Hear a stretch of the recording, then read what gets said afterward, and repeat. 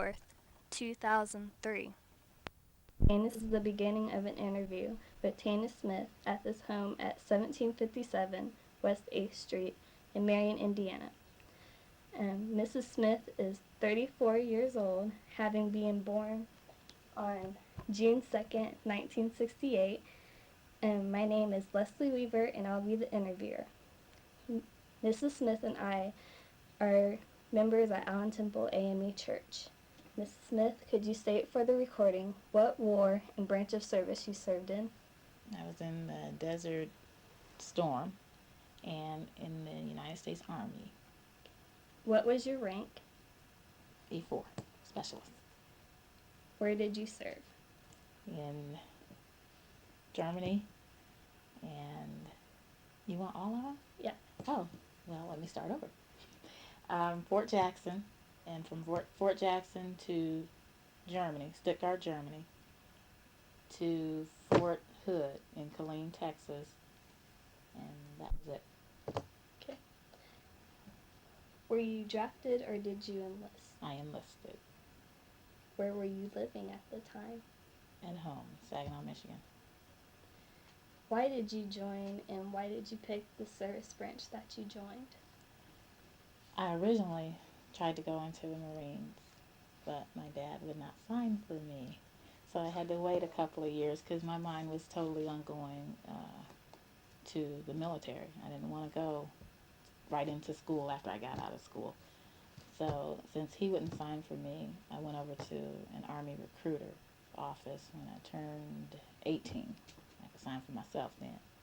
So that's why I went on over there. Why did you pick the service branch that you joined? I guess I just found that one to be a little bit better than the others, a little more stricter than the others. How did your family feel about your joining? My dad was very uncomfortable with me going to the Army for his own reasons. He used to be in the Navy, and I guess he didn't like the experience. But for myself, I needed to see for myself, and I went on and chose the Army instead. Did your family encourage or inspire you to join the Army? No. Actually, the inspiration came from a friend of mine who was already in, female, that was already in the Army, and she was telling me all the different stuff that, outside of what the recruiters would tell you. She kind of gave me a little bit more insight on the Army, so she kind of inspired me more than anybody. Do you recall your first days of service, and what was it like? Oh, yes. Those were the worst days. The matter of fact, it was when I went into basic training at Fort Jackson in South Carolina. The first thing that I do recall is when they picked us up on a cattle truck, and we all loaded up on a cattle truck, and they took our bags. We had gotten our duffel bags and all that stuff. Well, they took all our stuff and threw it out on the ground. And it was cold and snowy, and I wasn't expecting that in South Carolina. It was cold and snowy, and when they threw our bags out, they made us go find our bags and then run into the building. And it took us all a while to find the bags because some of us had bags that looked alike because we had to carry a little bit of stuff. So we had small black bags. They threw all our bags out, and we had to go find our bags and then go in and get yelled at.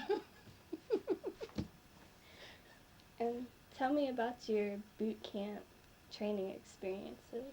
The first, I said maybe first 4 weeks of basic training were probably the roughest ones because we were those that didn't run like me, didn't do track.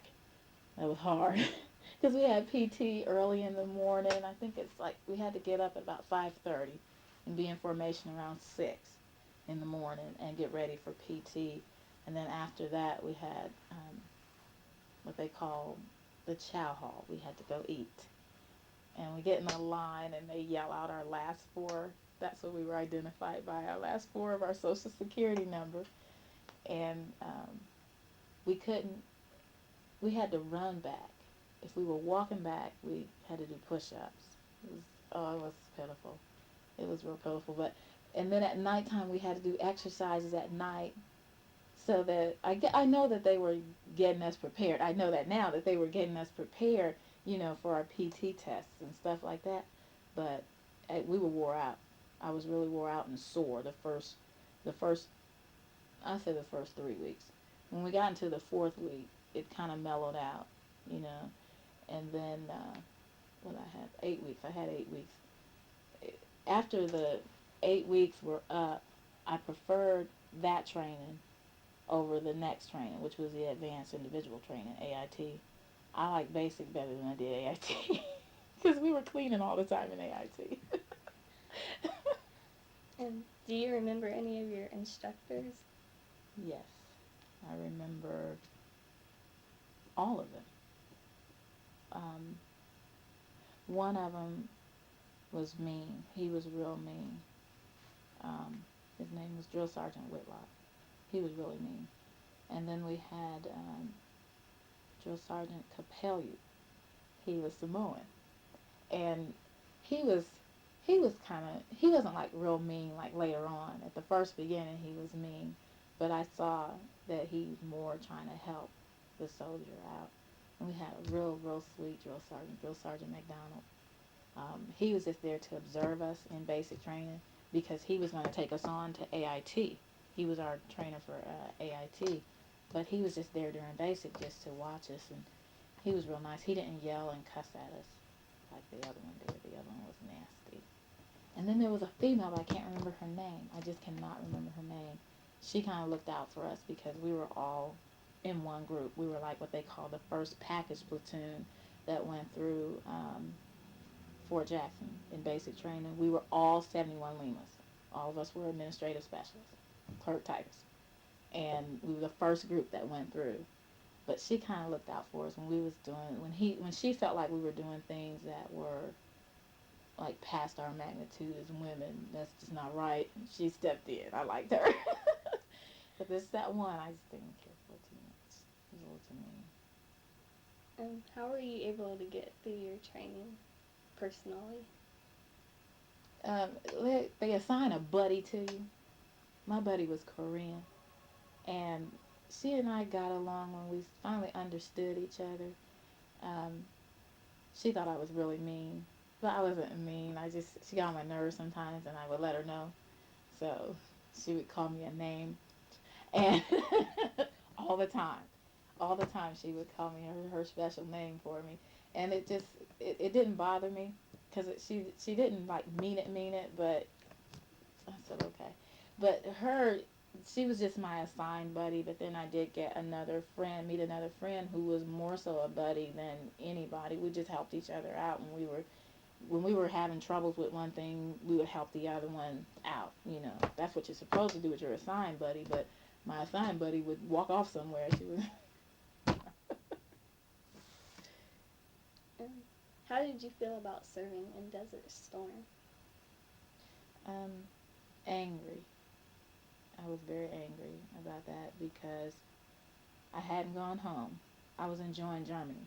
I was in Germany at the time that we were deployed over there, and I hadn't been home in about 3 years, 2.5 or 3 years, and I didn't have any intentions of going to war. Nobody did, but when they told us we had to go, I was shocked.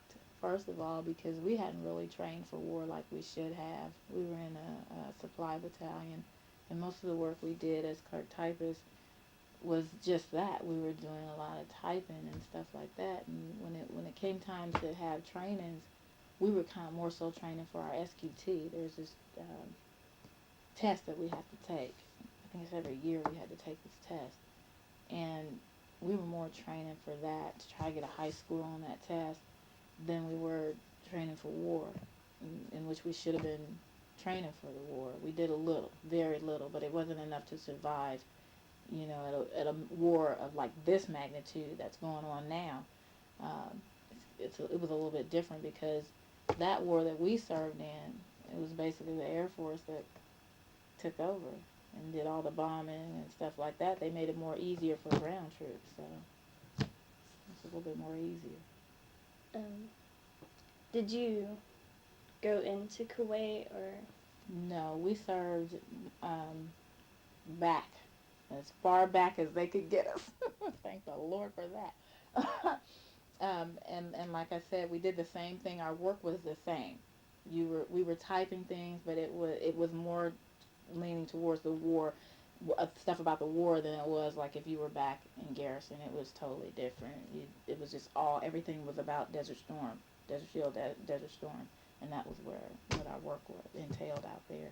I did have detail out there too, and it wasn't cute. The detail that we had to go on was to burn the waste of everybody. We were put, me and a friend of mine were put on the detail first. We were the first ones to go up to do this detail. And the waste took like hours to burn. Hours. We were pouring kerosene on it. I think it was kerosene we had to pour on it, light it, and actually stir it up. I'm serious. And then and we had to do that. Detail continued until they finally got I think it was some big trucks. I remember these big trucks. They got to load the waste onto the truck, and they took it away from our perimeter, way away, so that it can burn, because I was told it was a hazard for us to burn that like that. So they did finally take it away. The waste wasn't supposed to be burnt out there like that. Well, what do you remember about Germany, since that was where you went? The people, first of all, they were nice. They were real nice, friendly people, and I remember trying to speak German. I remember their shops. They had some nice.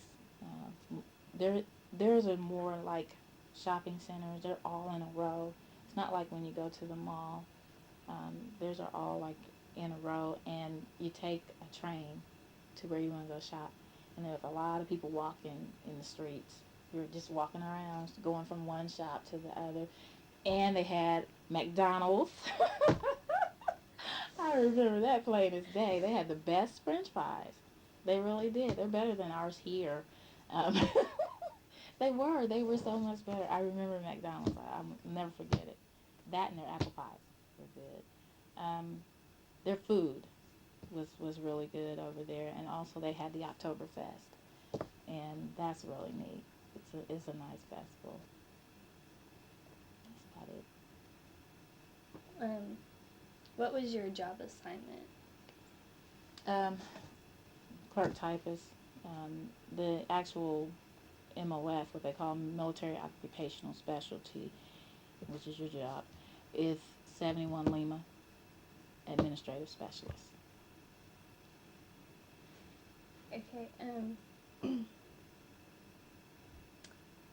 my next question was, well, what exactly is a 71 Lima administrative specialist? Just a typist, a clerk typist.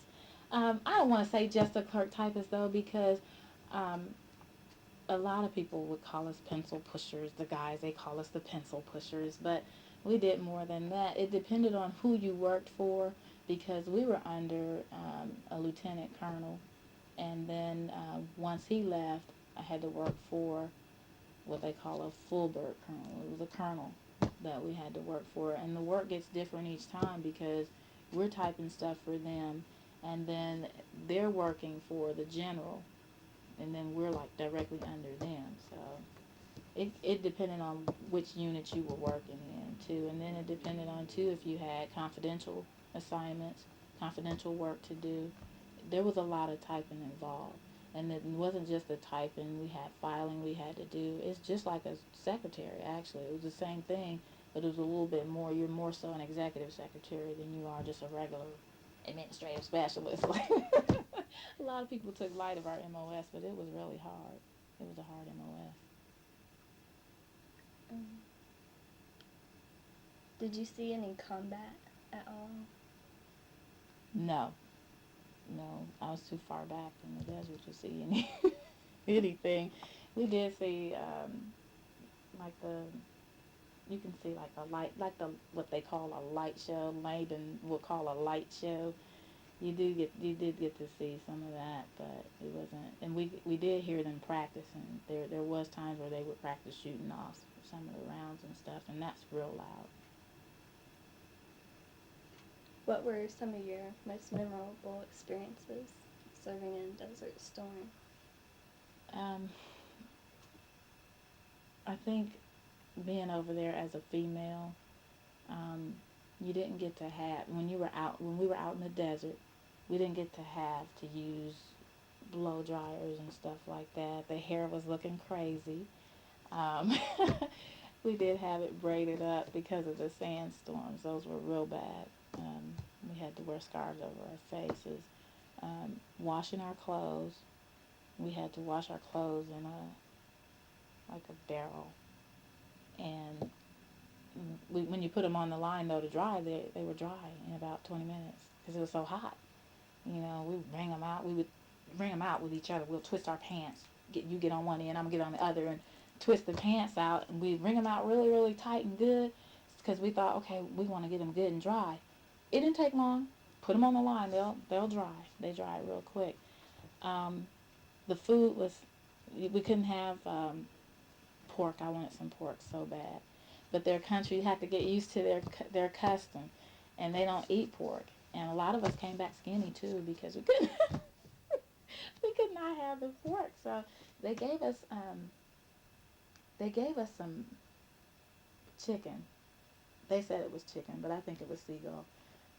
Because we were at the port at this time. We were at the port before we went out to the desert, and there was these seagulls flying around. Well, the chicken legs were like that. They were really, really little, so I figured they was giving a seagull, and they just told us it was fried chicken.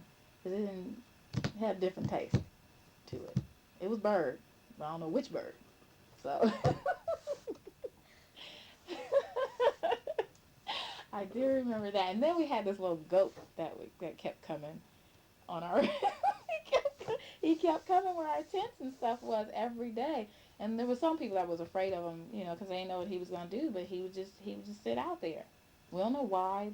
He would just come out there. We did get to see camels. I did have the opportunity while I was there to go to a Saudi Arabian hospital. We got to go there. Um, I don't know, I think at nighttime we couldn't. There's no lights in the desert, and we couldn't use our flashlights because if any enemy was overhead, they'd be able to see the light. So we had to use like our dimmer lights. We had a blue and a red, and I think I would use my blue most of the time so that I can see. But it really didn't help because it was so dark, and I got lost. I got lost. And it was so sad because when I leave from my work destination, the work destination was right in the center of a circle, a big round circle.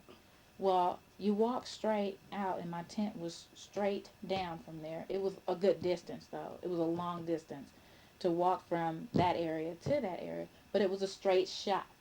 Well, Tanya didn't have her compass. And I walked straight, but I was walking straight at an angle. And I wound up at my husband's tent. I wound up over there. And then it was a little harder for me to get back from his tent to mine because I didn't know the direction in the dark. I didn't know where I was going in the dark. So that was one of the worst experiences, was getting lost. What was it like sleeping in a tent at night compared to sleeping at home in a bed? Ooh, there was a big difference, a great big difference, because number one, you're with your what I call the military family, because that's all you know are those people. The little tent, the little cot that we had to sleep on, it was kind of hard, but we still had to use. We had um, like a sleeping bag that you blow up, you put air in it. That still wasn't comfortable either. They played us. Uncle Sam played us there. We could have had a little mattress to go on top of that cot. But we said he could have gave us something better than that. Because we were, when you're in the desert like that, you're already scared. You're at war, and then you got that to sleep on. I think we took something and made a pillow. We couldn't bring our pillow. We made something out of pillow while we were in the desert. And I remember taking a box, a sundries box. We had a big box that they sent all these little lotions and stuff like that in. I took the box and made me a dresser. It was a dresser / nightstand next to my bed. next to my cot. We had to be creative out there. We had to be very creative until they brought a trailer out that had like perm stuff for us to perm our hair. But why you gonna perm your hair? And the water was cold at the time when when the truck came out. Our water was cold, and then it finally did get hot. But permanent didn't really do it no good, so we kind of left the perms alone and just braided our hair out there. What was it like to visit that hospital in Saudi Arabia? Different. The women there, they don't work, and so they kind of saw that as a sign of disrespect. Because I was there in my DDUs, and I remember one lady took her veil back, and she looked at me real funny. She looked at me really, really funny. I never will forget. It was her eyes. You can look in her eyes and tell that she was just really disgusted by me. And so she put her veil back over her face. There were some little kids in there, and they were just smiling. They were just walking. They don't know. They didn't know any better, so they just walking around smiling and grinning in your face and stuff. And they don't. The little girls, they don't have like little veils yet to wear. The adults were the ones basically with the veils on, and their veil would match their. Some of them's veils matched their material and their dresses. Other of them, you can tell that who had money and who didn't. You could tell who had the money just by the veil and the dress. You could tell easily who had the money and who didn't. But the people in there were friendly. The hospital staff, they were real friendly. They treat you real good, but it's just the outside that just they didn't like it. And well, I was about to ask, did you encounter with any other civilians while you were there or anything? Just those in the hospital. Okay. How long did you stay overseas? The whole time. How long was I there? Germany and all? Sure. 3 years. I lived there 3 years. Were you discriminated against any because you were a woman while you were In the military? Yeah. No. Because, I don't know, it's more like a family over there, and everybody treats... Well, I take that back. I wasn't discriminated against. Let me just say that. Because I have heard other women say that they have been discriminated against because they're a woman. They didn't get this job that they wanted to get or something like that. But I didn't run into any problems like that. Were you awarded any medals or citations? Yes. I got the famous Army Achievement Medal. That medal you get when you move from one station to another. When you're in what is it? Permanent party. When you're in the permanent party and you're done with that one assignment, like right before I got ready to re-enlist, I got the Army Achievement Medal for all the work that you've done. If it's good work, you get that medal. We got the Southwest Asian Service Ribbon for serving in Saudi. And there's some more, but I don't have them in front of me. Okay. I do have some more. And receiving those medals, what did it mean to you? Well, the Army Achievement Medal, that one I think I appreciated that one more than I did any of them because it let me know that I was doing the work that I was supposed to be doing and that I did good work. And I have to pat myself on the back on this one. I was a really tough act to follow because when I did my work, it was good work and they appreciated and I knew they did and they would compare what I had to other folks. I was just good. I was really good. Before I left my last duty station, my sergeant major wanted me to stay in. And I said, no, I didn't. I was ready to get out. And he wanted to know where I was going. I told him I was going to Indiana. Well, I'm going to call up there and see if I can get you in. So he didn't want me out of the service because I was an asset. I wasn't a liability. I was an asset to them. I got out because I really didn't want to. My husband wanted me to. He got out before I did, and I shouldn't have followed that. I should have stayed in because there's part of me that still wants to be in. Even now, there's part of me that still wants to be in there. Well, when did you get married? Did you get married when you were serving? No, we actually didn't get married till both of us were out of the service. 1995? That's too bad. I don't know for sure. 1995. 1995. It took us a while. How were you able to stay in touch with your family? During Well, the whole time, yeah. we wrote letters back and forth. I wrote to my mom. I called my mom a lot. And my grandmother, when she was alive, I called her a lot. My sisters wrote every now and then. They would, but that's usually how it is. And I don't know why we didn't get a lot of letters until we went to Saudi Arabia. I did get a chance to talk to my mom on a field phone. AT&T hooked up some lines and stuff and got us connected where we could talk to people in the United States while we were in the desert. And it sounded like she was right next door. That's how good it was. Was it hard not being able to see them? Yes. Yeah. Very hard. Because when you're in the military and all you have is surrounding you is your military, the people that you know from the military, they become your family too. But your family, your real family, they're well missed. Well missed. Even people that you ain't thought about in years come to mind. You want to see them. Did you have plenty of supplies while you were there? Yeah. Yes. Going over to Desert Storm, since we were a supply battalion, we had to make sure that everybody had the supplies that they needed, and they took everything. And the one supply that scared me the most that they were doing, they were counting body bags. And those had to be taken over, and I think that's when it really hit me. We're going to war. Because when we were told we were going to war, I think all of us we were shocked. But like I said, when my captain was talking about body bags and getting the count on the body bags, making sure there were body bags there, I thought, that scared me. That's when I got scared. I knew we were going. Did you feel a lot of pressure or stress while you were at war? Well, yeah, as a matter of fact, I did. I did. And the pressure actually didn't come until we were riding out to the desert in a convoy.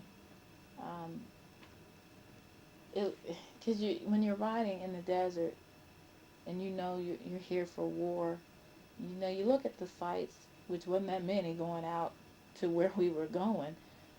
There were like camels off to the side of the road, beat up cars, you know, on the road, and then the oil. You can see the oil burning at night. You can see that fire at night. We saw that on our way out, going into the desert. But it was an awful feeling just to even know that we were there for war. It was really awful. And I just can't imagine now how these soldiers felt when they were going over the second time. What was something that you or your unit did for good luck? I think that we just had the people praying for us. I think that was it. We didn't really think about good luck charms and things like that. I remember one guy, he used to clown all the time. He used to joke all the time. Well, he wasn't joking anymore. It just takes something out of you. And you didn't hear him telling any jokes or nothing anymore. You can tell he was scared. And he was kind of an older guy that we could look up to. And when I saw him scared, then all of us were like, oh, you know this is serious. Because he's not joking anymore. And we didn't really, I don't know, we didn't even think about good luck charms and stuff like that. I guess we were that afraid. Well, how did people entertain themselves overseas? Well, cards mostly.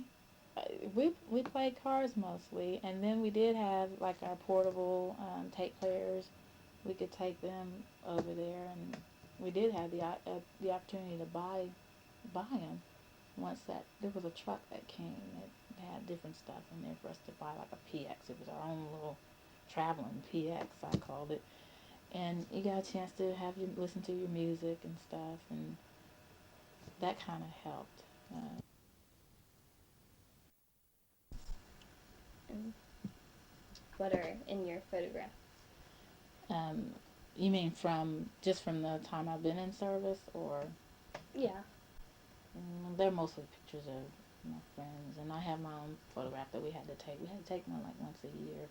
We had to take a different photograph. I think it's each unit that you go to. You had to take one. What did you think of the officers or fellow soldiers in your unit? They were great. A matter of fact, all of them were pretty good. We worked for some real nice officers. Um, I think the whole time I was in permanent party after training, and we went to our permanent duty stations, and everybody was really good after that. They, like I said, they become a family to you. Did you keep a personal diary? No, I wish I did. When I look back, I wish I did, and I should have kept that diary during basic training, during basic and AIT, because there were things that happened in basic training that I did that I never thought I would ever do in my life, ever. We went on a road march, 13-mile road march, with rucksack on our back, and we had to carry our weapon, and the rucksack was already loaded down with a whole bunch of essentials that you need when you're out in training and at night, bivouac. I can't think of the name of it. And that march tore my feet up. I never will forget it. I took my socks off, and it looked like I had somebody else's feet on my feet when we got done. It it was horrible. That was horrible. I didn't mind walking because I was a walker anyway. When I was at home in Michigan, I didn't have a car, so I walked just about everywhere I went, except for when I had to get groceries. I did not call my mom and dad because I was more independent. I wouldn't call my mom for money and stuff like that and say, "Hey, I need you to do this. I need you to do that." I was very independent, and I still am now. And it's hard for me to share with my husband. It is. It's too hard for me to share with him, but there's a lot of things I should have kept a diary on while I was in basic training. There was different stuff that went on that blew my mind. What was it like carrying a weapon? It wasn't female, I know that. Um, that was not a female thing to do. But when you're in the army, you're not looked at as, oh, you're a female. You're another soldier in the army, and that weapon, when we first received it, I thought it was cool at first, and then they told us that that's your buddy. You have to keep it by your side. You can't leave the weapon and all that stuff. Well, there are times when people forget. I wasn't one of those that forgot because I knew they'll get you if you if you take and you're not supposed to let anybody take the weapon out of your hand either. And that's what the drill sergeants taught us. Well, we had an inspection one day. Sergeant Major came up during basic training, and a friend of mine was holding her weapon. It is a certain way you have to hold it. It wasn't at our side. We had it across, like kind of across her shoulder. And the sergeant major went for her weapon to inspect it, and he grabbed it. At her weapon, she grabbed it back because the drill sergeant told us, "You don't let anybody take your weapon from you." Well, we didn't know he was coming to inspect them, so so we all got in trouble because she wouldn't let the sergeant major take her weapon away. But they didn't tell us he was coming to inspect the weapon. If he grabs it, let it go. They didn't prepare us for that, but we got over it. We did a lot of sit-ups that night, and a lot of push-ups. Those were the two that we always had to do, sit-ups and push-ups. And they were the worst of all the exercise. If they'd have said run around the barracks all night, I'd have ran for them all night long. But push-ups and sit-ups, I cried. I really did. I cried. I cried a lot in basic. And do you recall the day that your service ended? Yes. Well, as I said, I didn't want to get out of the service, but um, I really didn't have too much of a choice because my husband was already here in Marion, and I was still in Texas, and he was ready for me to get out, and I had to say goodbye to my friends. That was the hardest part. And I met a guy before I left. The day before I got ready to leave, I met this guy, nice looking guy, and I thought, where in the world was he all this time? Well, he was coming in when I was leaving out. So, well, guess I'm supposed to be with Monty. What did you do in the days and weeks afterwards? Nothing until I think maybe a week later, I got tired of sitting around. Because when you're in the military, you're doing stuff all the time. And I couldn't take it anymore. I told my husband, I said, I gotta get a job. He said, no, you don't. Yes, I do. I gotta do something now. I went like maybe a week later and got a job. I couldn't take sitting around. Okay. Did you make any close friendships while in service? Ooh, yes, a lot. I had a lot of friends. I got pictures of them too, from over in Germany, and that's where I met. The majority of my friends were over in Germany, and we were like sisters. All of us were had one close knit group. And we were all like sisters, and it was fun. But I miss them too, and we still keep in contact. Did you join a veterans organization or anything? No, I didn't join any veterans organizations. I just when I got out, I just signed up for through the VA with their insurance and all of that, and that was about it. What did you go on to do as a career after the war? After the war, I was still in the service for about a year and a half. I was still in. And then after I got out, I've had numerous jobs since I got out because I can't be still. The very first thing I did was work at the bank here. One of the banks here. It has a different name now. On Washington Street. I was just temporary there, doing some filing there. And then after that, I went over to the employment office and talked to my vet rep. And he got me a job in the employment office doing the summer youth program. And then after that, that was only during the summer. And I needed to just be working all the time. And I wanted money, so I wasn't going to work just in the summer and then it's over after that. So a lady talked to me about coming to the coalition, Minority Health Coalition, or what I do now. That's where I've been for the last 4.5 years. Did your military experience influence your thinking about war or about the military in general?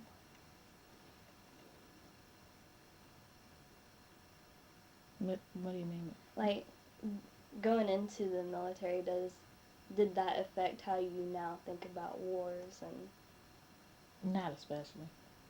Not especially. And what are your feelings about the current war that the U.S. is fighting against Iraq? I have some mixed feelings over that because I know that the troops have to go over there because they are called. That's a duty that they are supposed to do. But personally, I didn't see the need in us going to war with Iraq. What life lessons have you learned because of your involvement in Desert Storm? To be more appreciative of the things that I do have, and I also use that with my children because there were days over there that Um, we had like dehydrated food. We didn't have real, what I call real food. We didn't have that, and you couldn't be choosy about it. If that's all that they have for you, then go on and take it. Um, because there were some nights that I wouldn't even eat because I was being unappreciative. That's all they got for me, they can do better than that. That was my thought, at the time, not thinking, well, maybe that's all you can have right now, MREs, I was tired of those, but that's all that they had for us. And life itself, I learned, is very important um, to me. Before I even went to war, you don't think about death and stuff like that. And we had a guy that had just got into our battalion.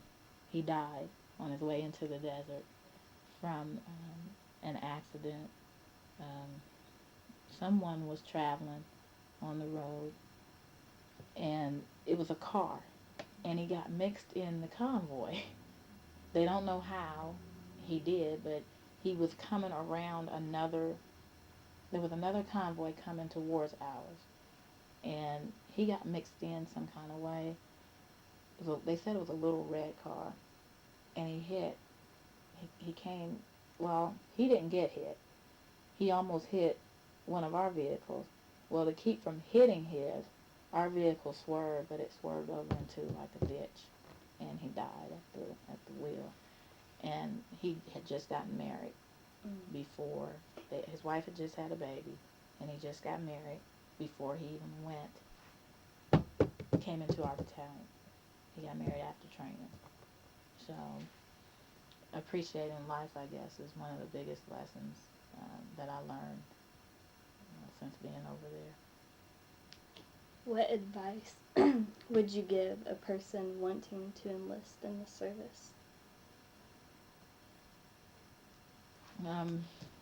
Listen to your recruiter, but get some more information from people who have served already. And is there anything else you would like to add that I haven't covered yet? Just that I had the whole experience for me going into the military was good. I'd suggest it to anybody. To anybody. If you cannot make up your mind what you want to do when you get out of high school, go on into the service, because not only will it help you with life itself, the life experience itself, it'll help you with your education, and that I think is the most important. Thank you, Mrs. Smith, for sharing your memories and recollections of your involvement in Desert Storm. You're welcome.